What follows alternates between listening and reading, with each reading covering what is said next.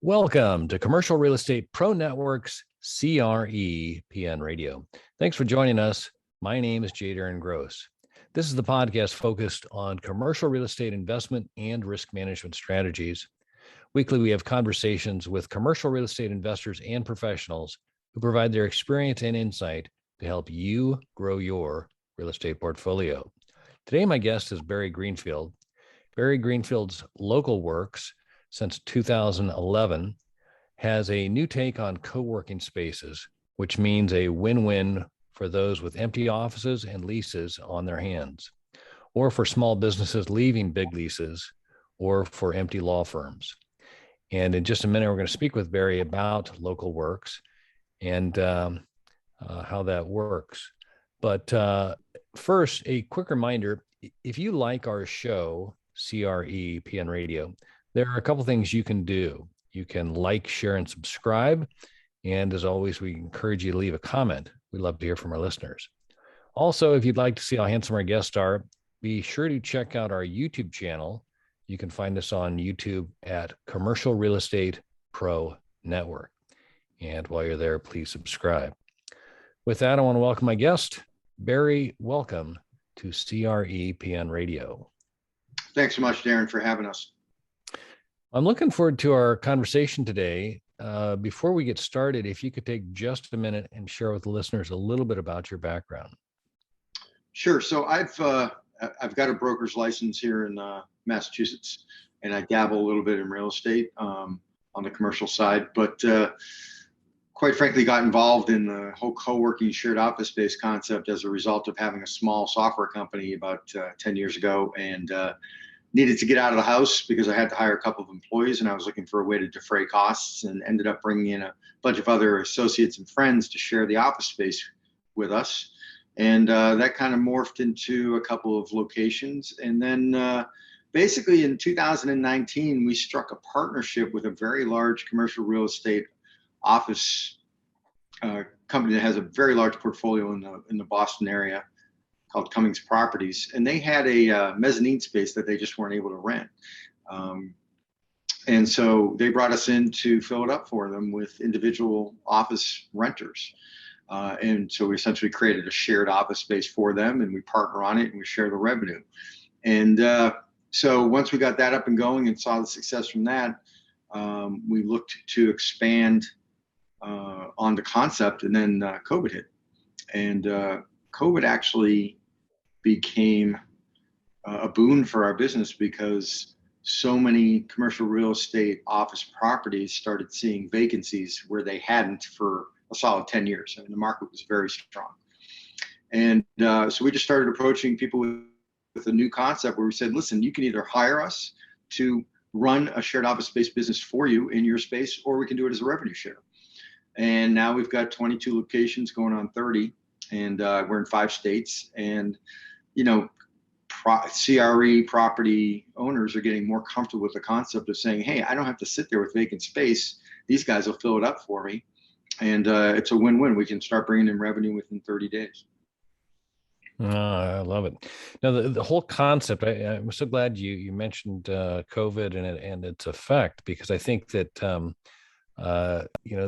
this shared workspace, or the space between work and home, or just somewhere out there for a small business, big business, whatever, is a concept that I feel like was kind of like really on a growth pattern. In fact, I can't remember what was there was a big company that I went public and all that.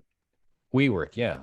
And kind of the rise, and I don't know, are they still in business? It seems like they ran on some rough times. I haven't really kept up with them, but yeah, they were acquired out of bankruptcy by a couple of large brokerage firms and some venture capital, and they're actually doing very well now because they've scaled back the operation and really, focused on running business from a bottom line perspective versus a brand perspective. So yeah, they took a pretty big hit, and they weren't really necessarily running the business properly, and now they've got it in line. And there's a ton of companies out there now that are doing it at a very high level. Industrious is another one, Notel, which also went through bankruptcy, and because they had all signed these long-term leases at quite high rates that once COVID hit, they got wiped out.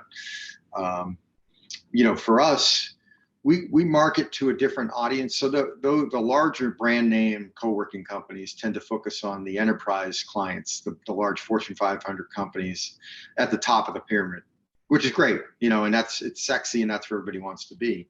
But there's an enormous amount of business at the bottom of the pyramid, in the middle of the pyramid, which are primarily individuals and small businesses and entrepreneurs who typically find commercial real estate inaccessible for a couple of reasons. Number one, they don't have the financial wherewithal to sign a 7-year lease and come up with the prepayments and the cost that's involved with that. And they also can't make that kind of commitment. These are people who are maybe working a second job, or maybe they have a full-time job and this is a new startup for them. And so there's a couple of interesting trends going on that COVID also accelerated, which is this whole, what I call the Etsy model, where people have really started to dive into starting their own craft businesses and just businesses in general. Home care nursing I can't tell you how many tenants, or what we call members, rent space from us to run their home care nursing headquarters. Accountants, lawyers, individual lawyers, people who've left large firms and started their own practices, CPA accountants who left large firms and now run their own CPA practice.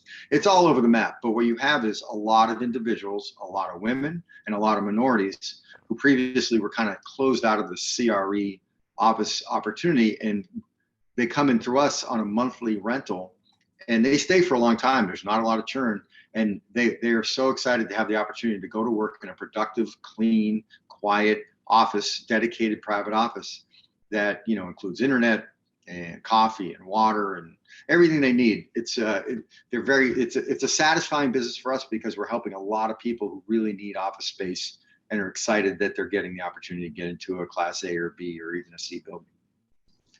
Yeah, no, it is interesting, just the COVID effect on real estate, specifically the office real estate, and then also just that kind of the notion of everybody, or I shouldn't say everybody, but there's this kind of a sense of like, well, there's people who work from home. Well, you got dogs barking in the background, you got kids, you got noise. There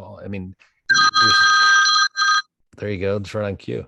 Just all of the home environment noise that can create a challenge for the workspace kind of thing. And I know myself, I forever have always gone to the office. Except for, since COVID, I've been kind of more of a remote worker, but there's still something about the workspace and just the ability to get in to a space and actually be more focused and, be able to leave that space as opposed to being the 24/7 kind of a thing. You bring up a great point. So there's a significant portion of the population who really are starting to get used to working from home.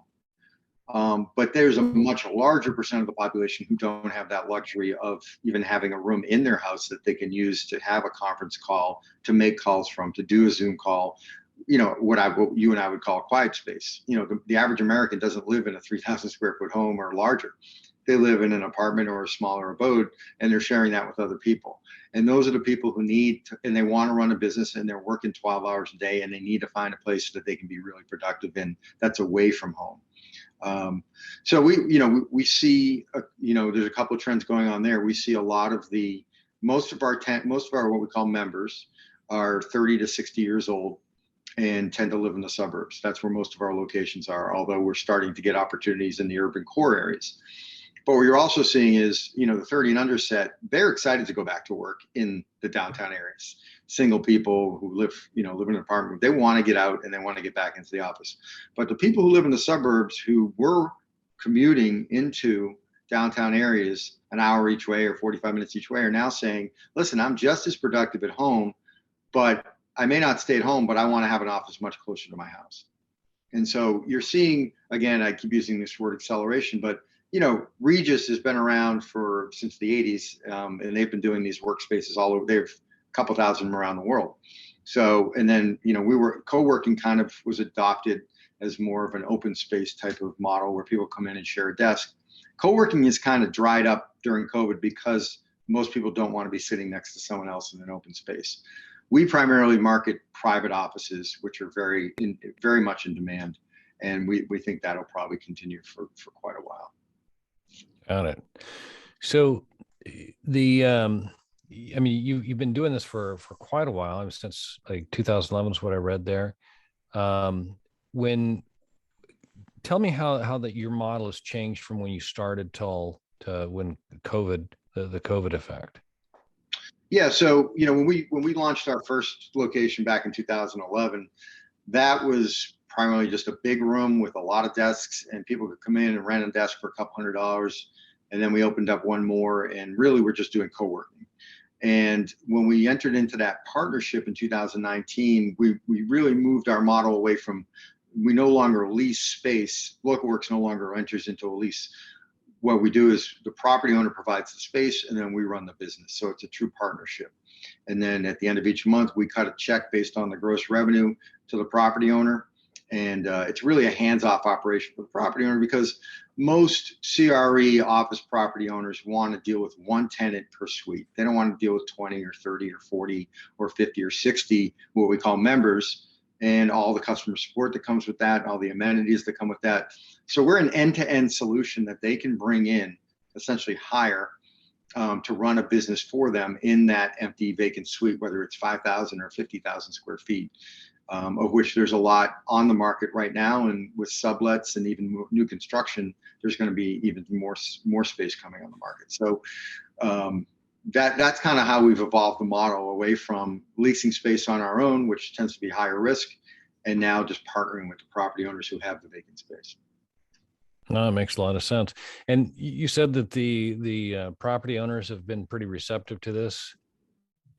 So at first, it's a relatively new concept, working under a management agreement, where they bring us in.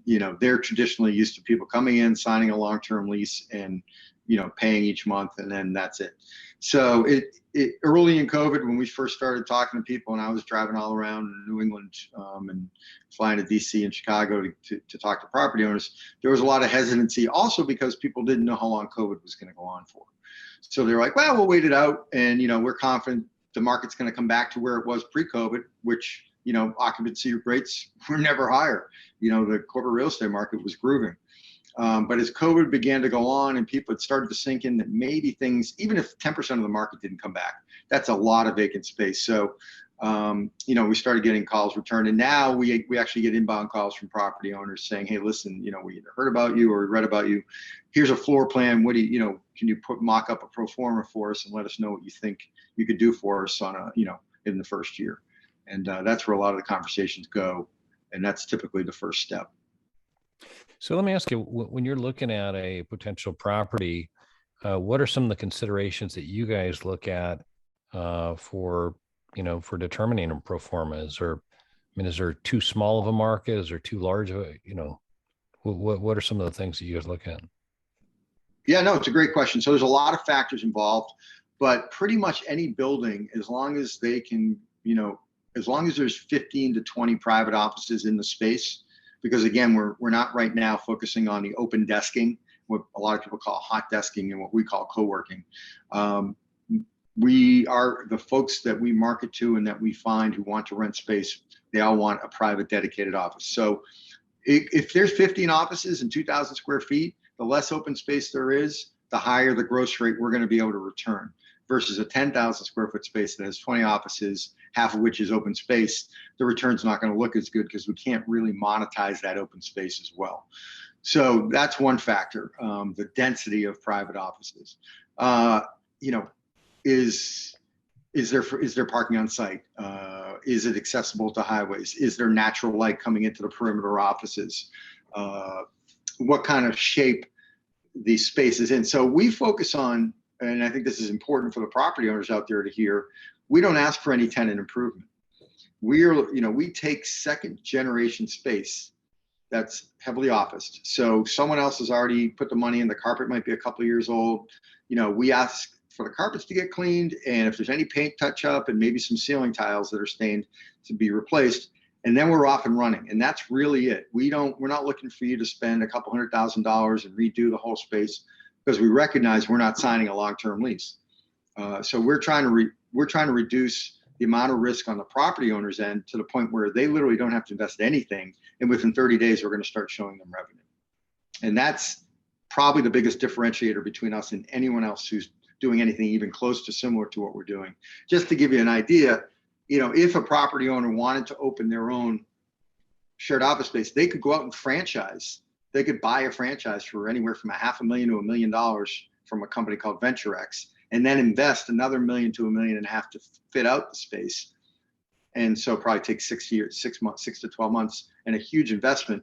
Or they can work with Local Works and be up and running in 30 days for no investment at all. So what we do is, regardless of the space, whether it's an A building, a C, Class A, Class B, Class C, we'll price it accordingly. And we're very transparent with the people that we market to, and that, we do a ton of online advertising to find what we call the members to come in and rent space. And we price it accordingly. And we tell the people, listen, this is a Class C building. It's going to be clean and it's going to be quiet. And you're going to be productive, but this is not the Ritz-Carlton. This is not the Four Seasons. And they love that. They as long as the value is there, they're going to be happy and they're going to stay. Well, and I think another thing that you mentioned, just the proximity. I'm assuming a lot of the proximity is something close to where they live or something, as opposed to the hour-long commute to, an office place kind of thing. I would think that would be a primary driver, because one of the things I've recognized with COVID is how little I drive compared to what I used to do. Is that one of the things when you're identifying a property, do you look at the radius or kind of the concentration of? I'm trying to figure out how you guys determine the size of the opportunity. I know you mentioned the kind of the space, but just what about the density of the population around? Absolutely. So right now, the areas that we focus on are primarily the Boston area, the DC area, and Chicago, and the Chicago suburbs. And so you've got, heavy population. So we're looking for is high traffic density.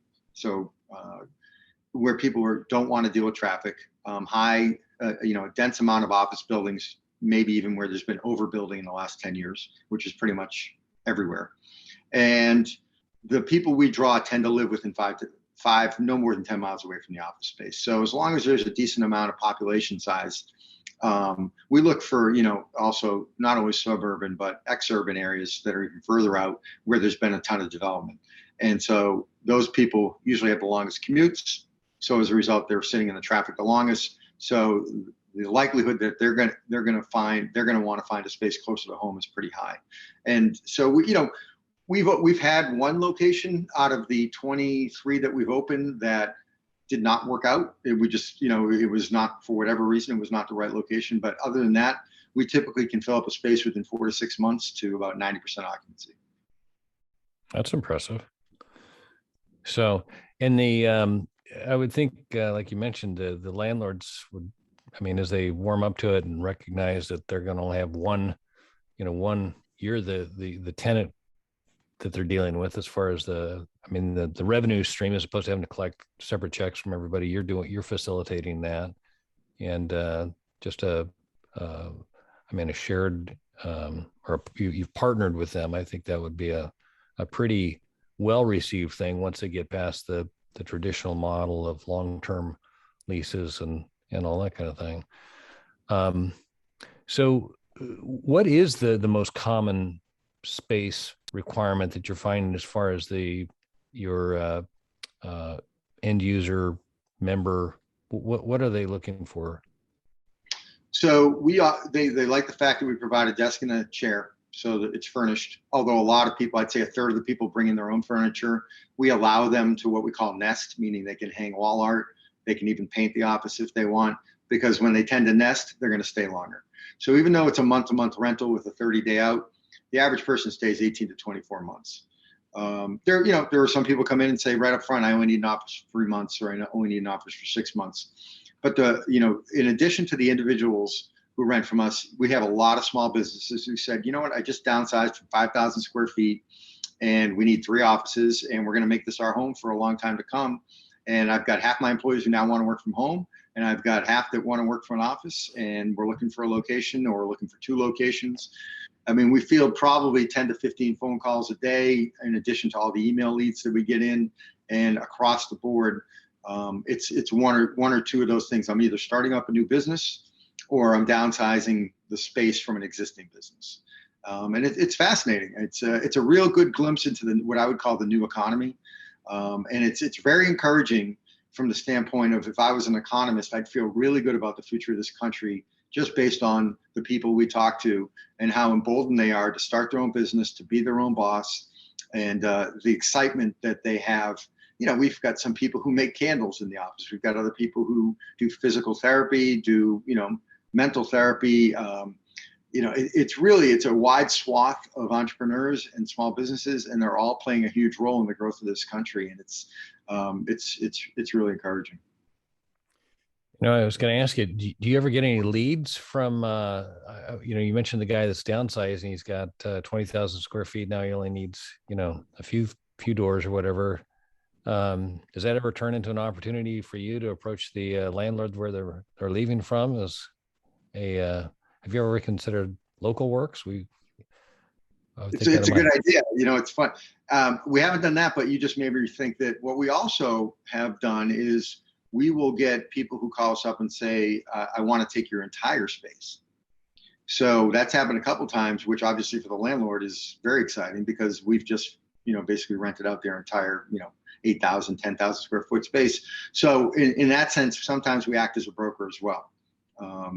Or 6 months into a month-to-month term, someone says, you know what, we need to add 6 people, and I put them in touch with the landlord, and the landlord has a suite of 2,500 square feet that they now rent to them on a long-term lease. So we act as a farm system to a certain extent as well. It doesn't always happen, but I'd say, at least once a year in every property, something like that comes up. Yeah, and then just kind of, I would think, would reinforce the partnership there. The landlord's getting other space filled, and now you've got more space to lease out there. So you mentioned you're in 5 markets right now. Is that right? Yeah. So we're in 5 states. We're in Illinois, Maryland, Virginia, Massachusetts, and New Hampshire. Gotcha. And you mentioned currently at 22, going to 30 locations. Are you taking the model further? I mean, where's your next growth? Where do you expect you'll be here in a year? So our current plan is to try and get to between 15 and 20 locations in each market, and then expand from there. We're also opportunistic. So, we've on one hand, we'll look at just about any opportunity. On the other hand, we had a chance to take over a large building downtown Portland, Oregon, and it was just too far away from our current core competencies in terms of personnel to handle something like that right now. But DC is a very strong market for us, all around the DC area. So we're adding 5 new properties down there. So that'll give us 11 in DC, and Chicago will be adding over the next 6 months, probably 3 or 4 more. And then, basically the way we look at it is, any major metropolitan area, like with significant traffic issues, we think a local works location can exist in just about any suburb. It doesn't really, anything that's got at least, 8 to 10,000 people or more in terms of population. There's an opportunity to fill a space there. There's no question, based on what we've seen over the last year. No, I love the name. I think that's kind of a, specific. It says what you guys do. Local works. I mean, that's good. So Barry, if we could, I'd like to shift gears here for a second. By day, I'm an insurance broker, and I work with my clients to assess risk and determine what to do with risk. And there's 3 strategies that we typically look at. We first look to see if we can avoid the risk. If we can't avoid it, then we look to see if there's a way to minimize the risk. And if we can neither avoid nor minimize the risk, then we look to see if there's a way to transfer the risk. And that's what an insurance policy is. And as such, I like to ask my guests if they can look at their own situation. It could be clients, investors, the market, however you would like to frame the question and answer regarding the biggest risk. For clarification, I'm not necessarily looking for an insurance-related answer, but if you're willing, I'd like to ask you, Barry Greenfield, what is the biggest risk? For local works, the biggest risk we have going forward is not growing quickly enough. There's a huge market out there that we've already proven exists and can be profitable. And in order to scale at the pace we need to scale at, probably requires some form of investment. We're trying to add 3 to 4 locations every 2 months, but in reality, to get to where we want to be in terms of a real hyper growth company, we probably need to be adding 5 or 6 locations a month. And part of the problem is we spend so much time making sure each location is successful. And that requires a lot of manpower and a lot of focus. So we've turned down opportunities that we probably should be taking. And if LocalWorks is going to grow to compete with these other large companies that are in the press all the time, we need to start not turning away that business and find a way to fund a larger team that can handle, growing to 250 to 500 locations. So it's not necessarily a risk to the company failing. It's just a risk to the company being even more successful. Interesting. What the risk is, and your situation there, though, it seems like it's a fairly common one right now. It's just finding people. I've continually hear that across all industries right now is the challenge of finding people. Do you have any thoughts on that? You obviously mentioned capital and stuff for bringing people on, but are you able to find the people you need? So we've been fortunate that, we've got a small team that works really hard, but they do a great job. And because we run most of our operations remotely, even though we have part-time people, what we call feet on the ground in each major metropolitan area who pop in at least once a week to each location, we run, customer support and marketing and sales remotely. So that makes it easier to find people. But for us, we spend a lot of money on marketing each space to fill it up as quickly as possible. And so we tend to use the cash flow from the business to reinvest it into each new location.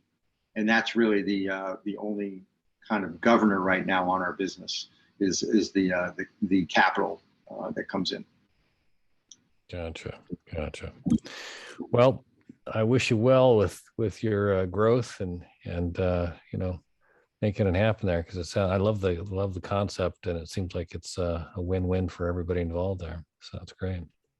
Darren, thank you very much. We appreciate the opportunity. We feel like we're helping both the property owners and the folks who are looking for office space. So it makes it a fun business. No, absolutely. Barry, where can the listeners go if they'd like to learn more or connect with you? Sure. So my email is barry@localworks.us, or they can they can reach us. Our phone number is 202-210-9556. Got it. Barry, I can't say thanks enough for taking the time to talk today. I've enjoyed our talk, learned a lot, and hope we can do it again soon. Thank you very much, Darren. All right. For our listeners, if you like this episode, don't forget to like, share, and subscribe. Remember, the more you know, the more you grow. That's all we've got this week. Until next time, thanks for listening to Commercial Real Estate Pro Network's CRE PN Radio.